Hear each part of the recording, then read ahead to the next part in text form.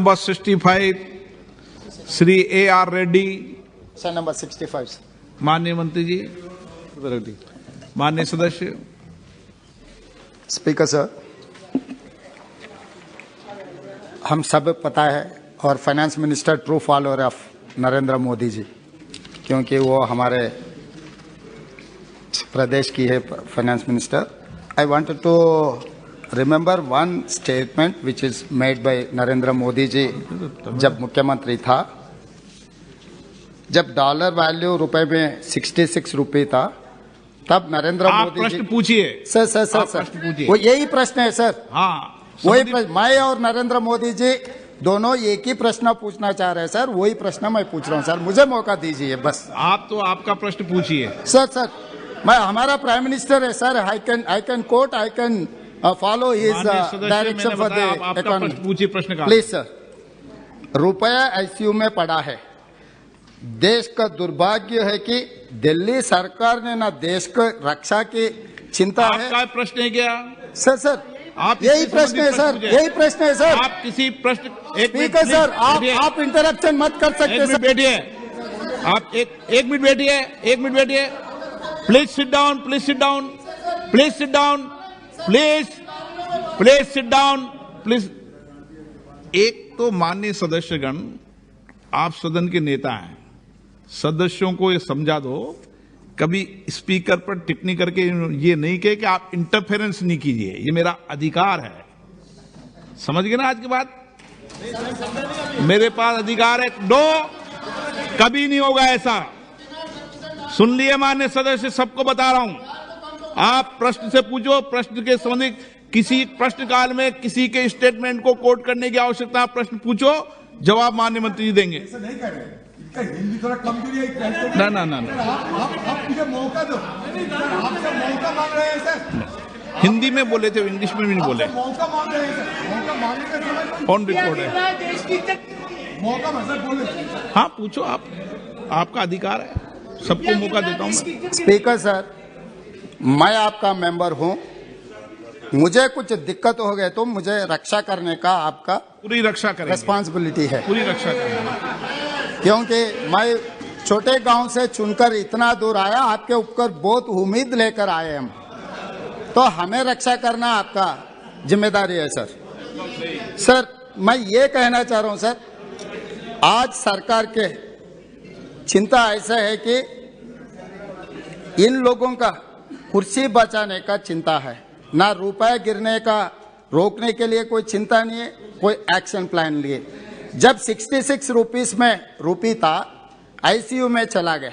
आज के तारीख में according to our finance minister reply 83 rupees 20 पैसा। आईसीयू से दो रास्ते हैं सर, एक रास्ता ठीक होकर घर पर आना, दूसरे रास्ता मार्चरी को जाना। तो ये 83 रुपीस 20 पैसा अगर रुपए का वैल्यू था डॉलर के, तो हम सीधा सीधा मार्चरी में चला जा रहा है। इसीलिए मैं ये पूछना चाह रहा हूं हमारे फाइनेंस मिनिस्टर से, अगर आईसीयू से घर लाने के लिए कोई एक्शन प्लान है क्या? वो उसके मेरा और नरेंद्र मोदी जी का एक ही सवाल है, कब घर पे लाएगा? और मेरा दूसरा, madam one more question, supplementary sir supplementary दूंगा आपको।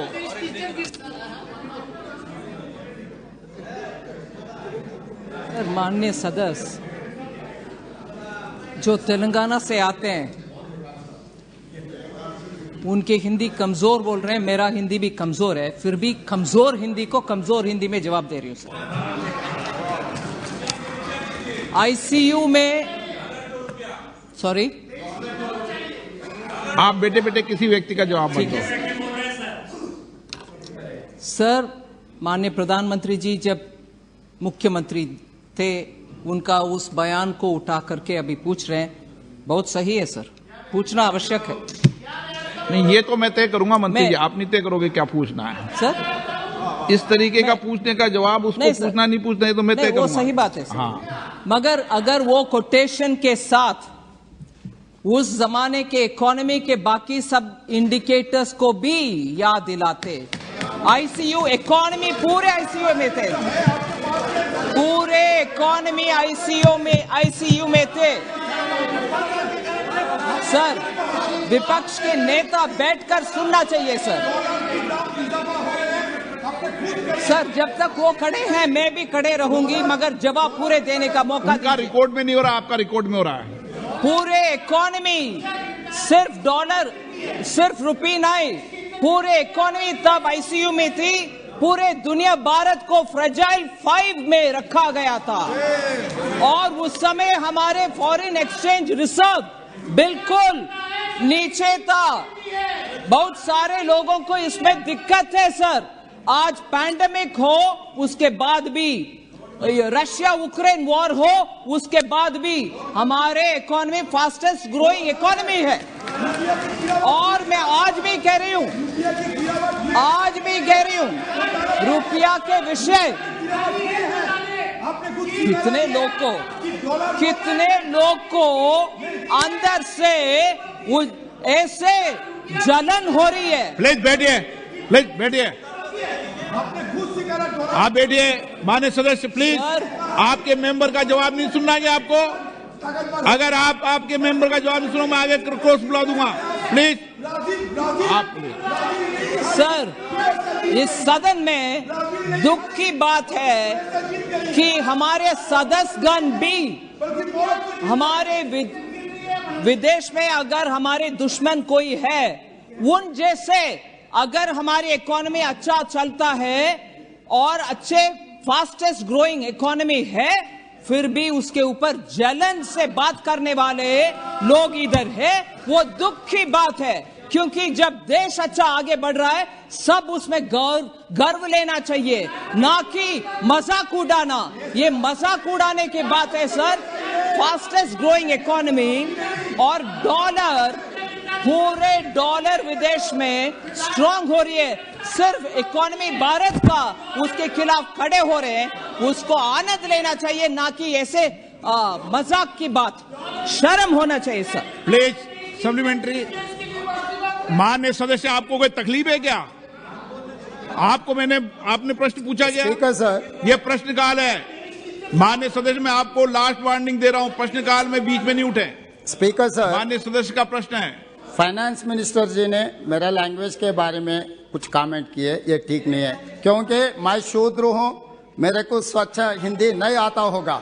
वो ब्राह्मणवादी होगा, उनके लिए लैंग्वेज अच्छा होगा, कोई प्रॉब्लम नहीं है। ऐसे थोड़ी यहाँ पर चर्चा हो रहा है, हाउस का अर्थशास्त्र के बारे में चर्चा हो रही है। मैं ये याद दिलाना चाह रहा हूँ सर, 1947 से लेकर अपना लोन्स का है सर 55,87,149 करोड़ सर। 8 साल में नरेंद्र मोदी जी सरकार ने इतना बारोइंग किए 18,744 करोड़। तो ये सरकार ने 67 इयर्स जितने भी सरकार आए थे सब लोग मिलकर 55 लाख करोड़ बारोइंग किए। तो ये नरेंद्र मोदी जी सरकार ने 80 लाख प्लस करोड़ बारोइंग के हर साल 10 लाख करोड़ रुपए आप उधार मांगकर जी रहा है। इस देश को पूरा सर्वनाश सत्यानाश कर दिया ये सरकार। इसीलिए मैं ये पूछना चाह रहा हूं सर, ये सरकार से अगर रुपए ताकत करना है तो आप foreign investor, foreign institutional investors को देखना है। इसमें आपका एक्शन प्लान क्या है?